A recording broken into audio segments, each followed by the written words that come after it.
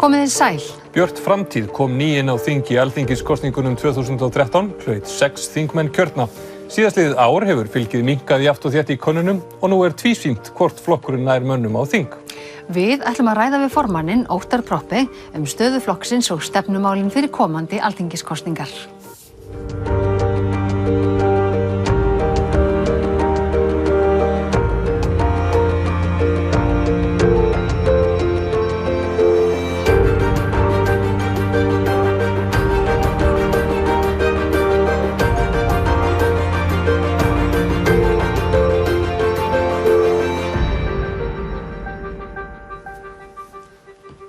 Óttar Proppé, verður velkominn.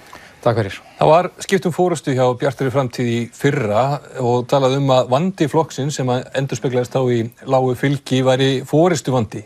Það hefur ekkert breyst. Voru það mistök að skipta formann? Ég veit ekki hvort það voru mistök eða ekki. Við komum náttúrulega ný inn 2013 með miklar hugmyndir að breyta stjórnmálum og hvernig við vildum hafa okkur í stjórnmálum. Höfum í raun og veru verið allt kjörtímabilið að máta okkur inn í það og læra og þroskast. Það vil ég nú meina að hafi gengið bara ansi vel og núna þegar við allavega komum inn í kosningar þá erum við mjög sátt við hvernig okkur hefur tekist til, hvernig okkur hefur tekist að vinna á þingi. Þó við höfum verið í stjórnarandstöðu, þá hefur tekist að pota góðum málum í gegn, standa með góðum málum og jafnvel hjálpa til við að laga vond mál. Þannig að við erum stolt af því hvar við stöndum og teljum svona málefnalega. Við komum sterk inn í kosningabaráttuna.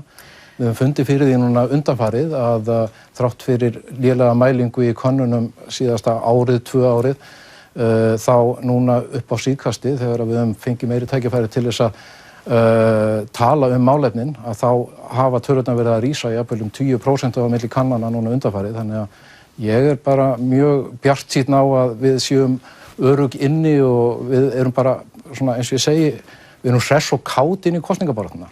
En það líka kannski beinast við að spyrja þig næst, þið eru með 6 þingmenn, þið sitjið í meirihluta sem stýrir Reykjavíkurborg, Kópavogi, Hafnarfirði og Akranesi. En samt finnst þið svo mörgum að ykkur hafi ekki tekist að skilgreina ykkur nægilega vel frá öðrum flokkum? Já, maður hefur heyrt þetta, reynda sérstaklega frá fólki í öðrum flokkum sem hefur gjarnan vilja skilgreina okkur sem einhverja aðra útgáfa af sjálfum sér. Við stofnuðum flokkinn og fórum af stað meðvitað til þess að reyna að koma með önnur vinnubrögð inn í pólitík.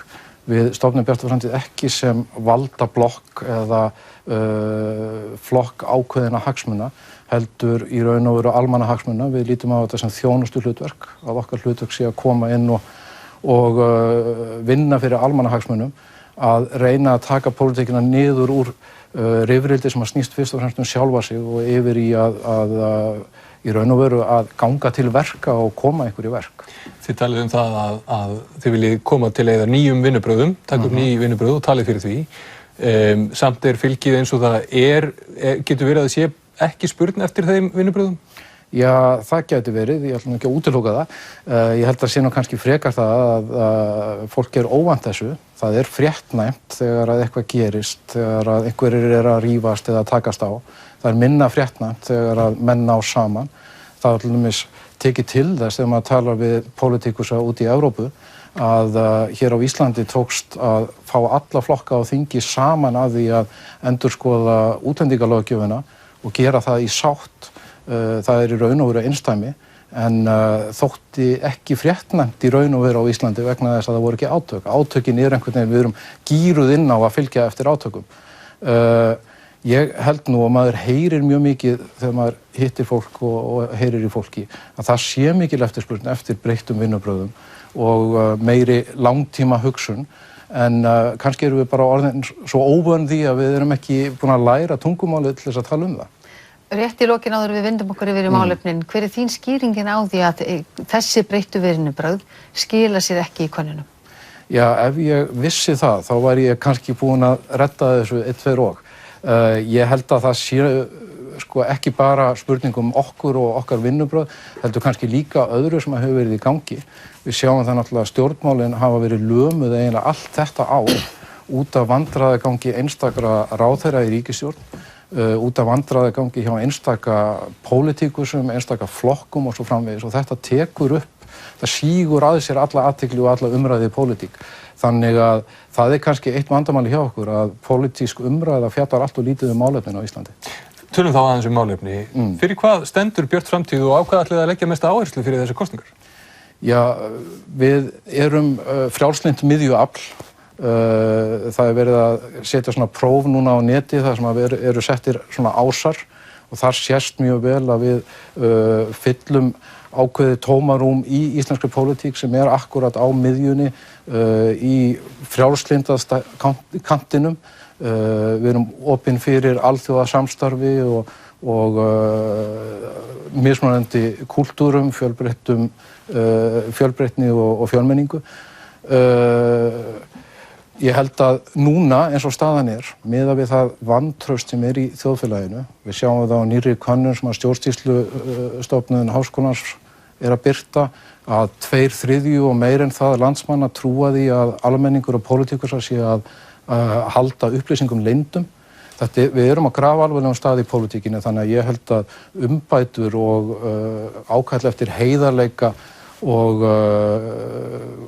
því að vera og óhæði í pólitík sé mjög hátt ákall og ég held að það sé í raun og veru grunnurinn á okkar áherslum en auðvitað beinist það síðan og kemur inn í málaflokka. Við vitum öll að heilbrigðismálin eru mjög ofarlega hjá fólki og þau eru það hjá okkur líka. Menntamálin, málefni framtíðarinnar, málefni barna og ungs fólks skipta mjög miklu máli.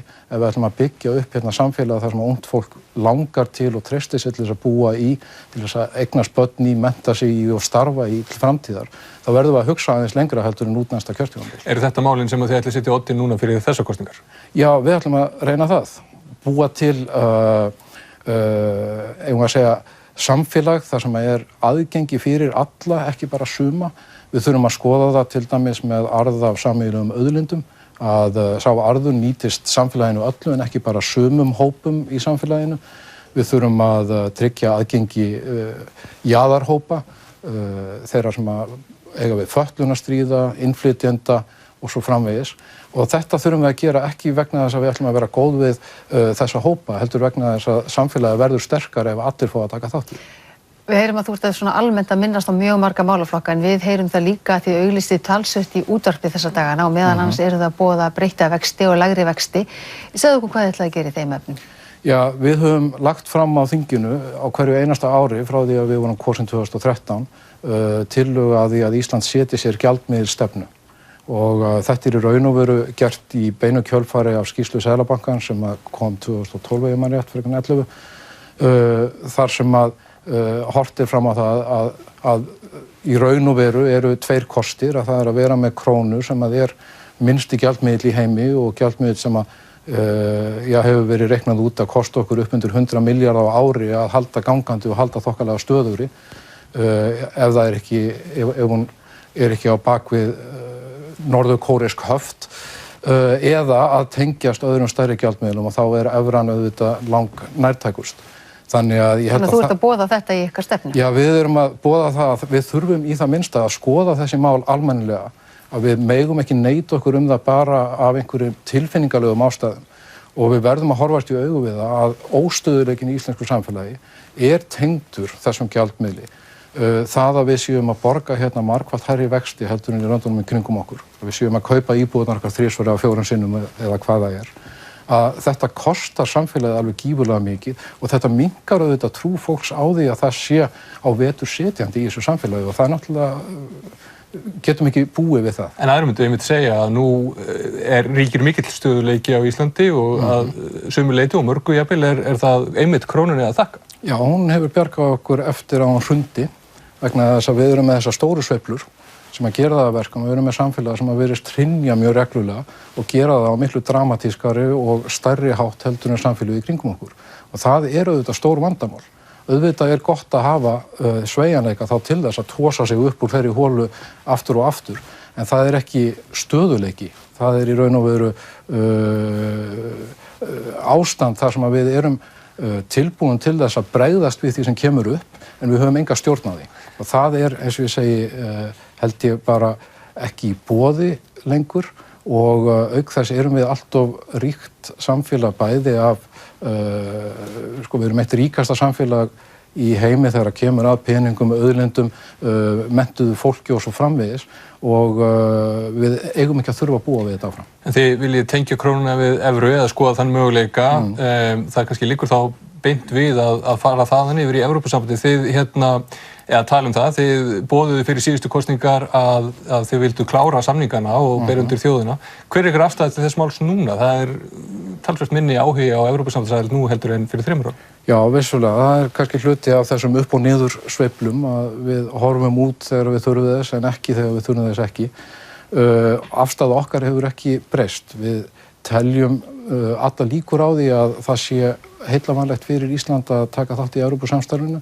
Það hefur verið heillavænlegt fyrir Ísland að taka þátt í öllu alþjóðasamstarfi sem við höfum lagt áherslu á að taka þátt í bara frá lýðveldisstofnun. Það eru óstöðugir tímar í Evrópu og Evrópusambandið að þróast en það verður að segjast eins og vera miðað við óstöðugleikann hérna heima þá Evrópa og meira segja evran ennþá tiltölulega stöðugur staður. En það nú margir sem tala að það sé einmitt mikill stöðuleiki hérna núna en svo við höfum þetta alveg á hreinu að þið viljið klára þessar viðræður og bera þær síðan þann samning síðan undir þjóðina. Þið eru ennþá þeirri skoðun. Við viljum það og í ljósi þess sem hefur gerst í raun og veru frá 2013 að þá held ég að við horfumst í augu við það að við eigum að halda þjóðaratkvæðagreiðslu það hvort við eigum að halda áfram eins og var lofað fyrir kosningarnar 2013 en svikið af ríkisstjórnarflokkunum. Þannig að ég held að það sé fyrsta skrefið. En hvaða tillögur leggið þið í rauninni fyrir íslenskt atvinnulíf? Þið segið mikið að þið vilja hafa samráð langtímamarkmið í hinum ýmsu málaflokkum og þið viljið gera skattkerfið einfaldara. Hvaða hugmyndir hafið þið þar? Tillögurnar sem að komu frá vinnuhópnum núna dögunum breytingar á skattkerfinu eru að miklu leyti mjög jákvæðar og hljóma svona dálítið eins og músík í okkar eyrum. Stóra talan í skattkerfinu 80 milljarðar sem það sem að skattrannsóknarstjóri áætlar að séu undan skatti. Það að hluta til vegna þess að skattkerfið svo flókið, það svo miklar tengingar við bótakerfið, það alltaf að breytast.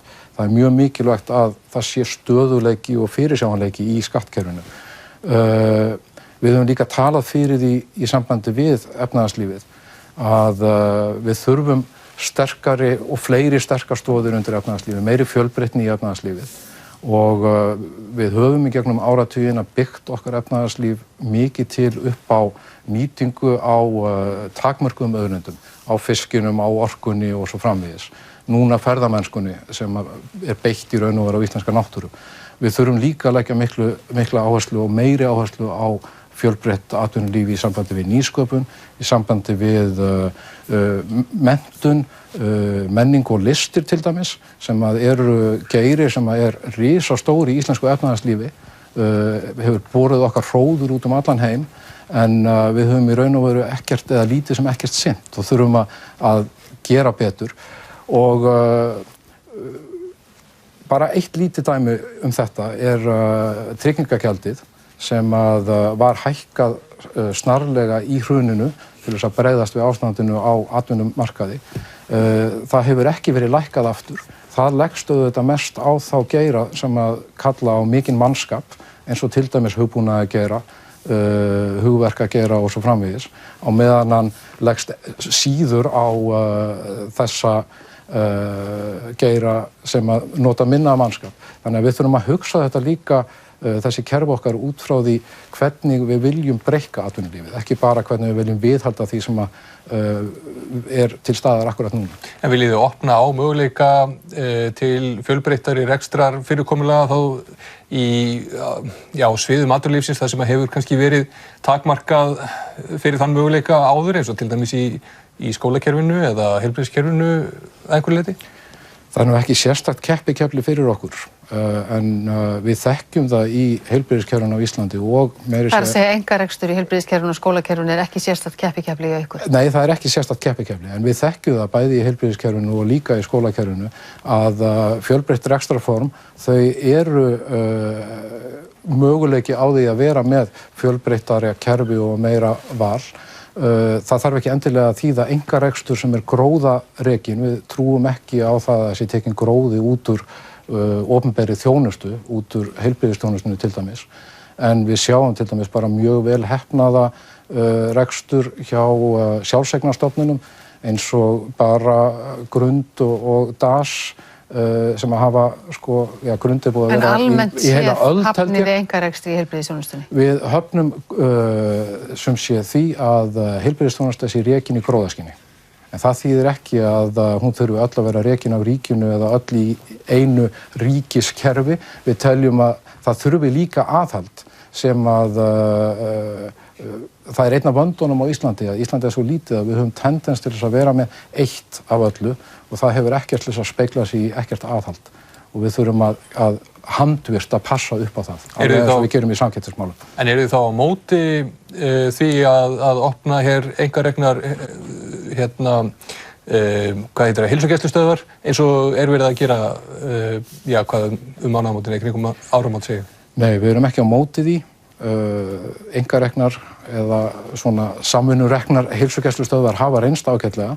Við teljum að það sé galli í þessum samanburði að opinberu heilsugæslustöðvarnar hafa verið fjársveltar og hafa ekki haft kannski tækifæri til þess einmitt að standa sig í þessari samkeppni á sama hátt.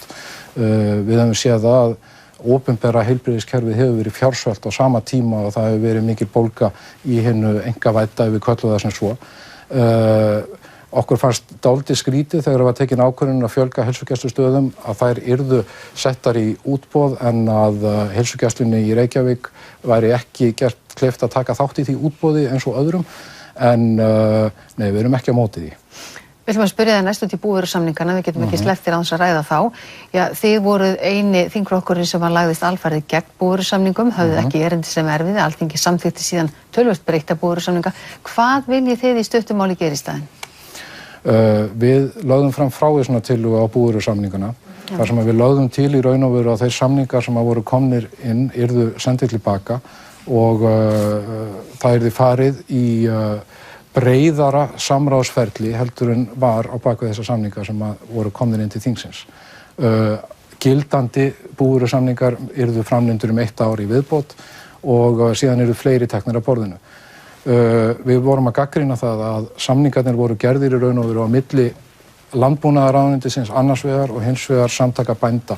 En ekki ósköp eðlilegt að þeir standi að þessum samningum? En þessi samningar, þeir náttúrulega koma við svo miklu fleiri vegna þess að auðvitað eru búvörusamningar og landbúnaðarframleiðsla stórkostlegt neytendamál.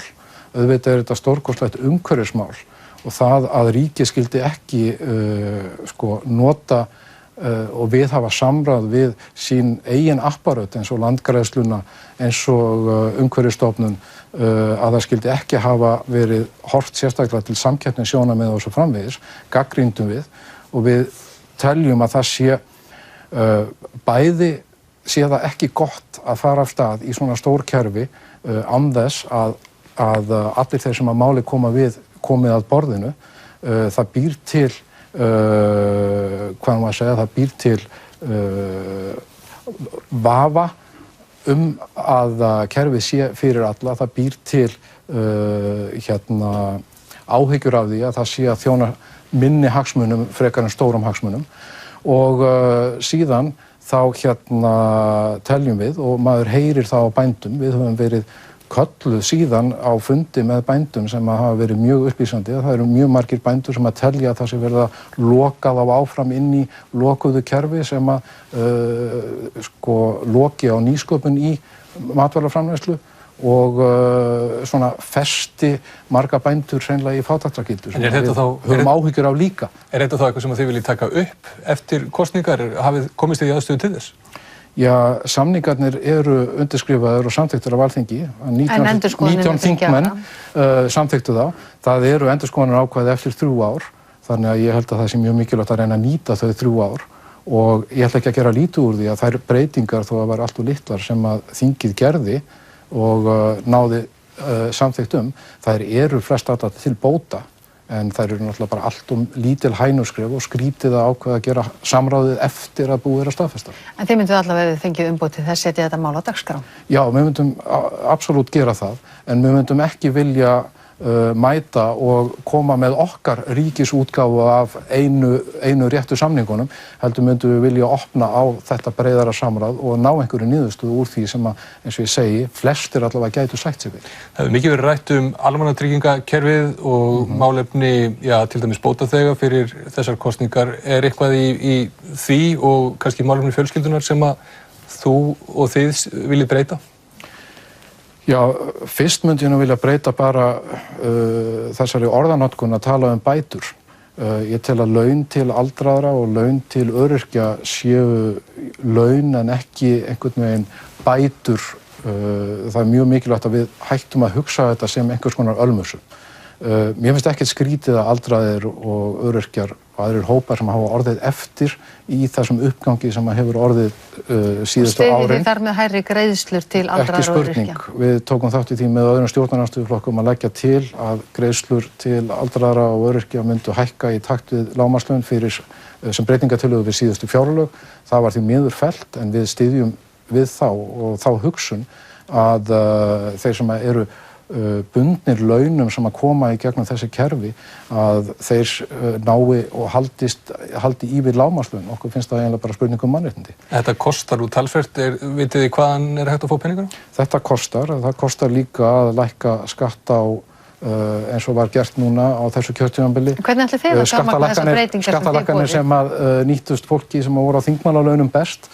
Það hefur líka kostað líka mikla peninga að lækka veiðigjöld á útgerðina á sama tíma og hún sýnir algjöran hagnað 20 og 100 milljarða í hagnað á þessu sama tímabili. En sorturum þá þessi lið, hvernig þið ætlið að fjármagna þessar breytingar sem þið viljið leggjast í? Við teljum mjög mikilvægt að við endurskoðum það hvernig við skattleggjum eða fáum gjöld af arði af nýtingu á sameiginlegum auðlindum. Þá erum við náttúrulega fyrst og fremst að tala fiskinn en líka orkuna og líka aðgang að náttúrunni. Þannig að þið viljið hækka auðlindagjaldið, Já. Hækka orkuskatta? Já. Og aðgang að náttúrunni áttu þá við ferðamenn? Og ferðaþjónustan. Hver er ykkar framtíðarsýn með gjaldtöku af ferðamönnum eða hvernig þið ætlið að fá meira fjármagn af þessum mikla fjölda ferðamanna sem kemur til Íslands? Já, það held ég að sé nú eitt vandamálið er að við höfum verið að bregðast við aukningu í ferðamannabransanum án þess í raun og veru að vera með framtíðarstefnumótun í því hvernig við viljum hafa hana.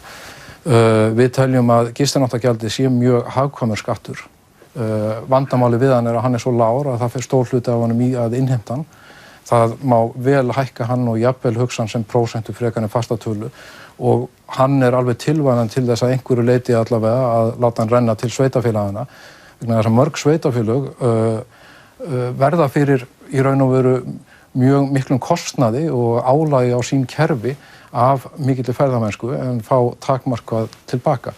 Nú, við teljum alveg full ástæðu til þess að skoða einhver hófleg komugjöld til þess að fjármagna uppbyggingu í kringum bransan.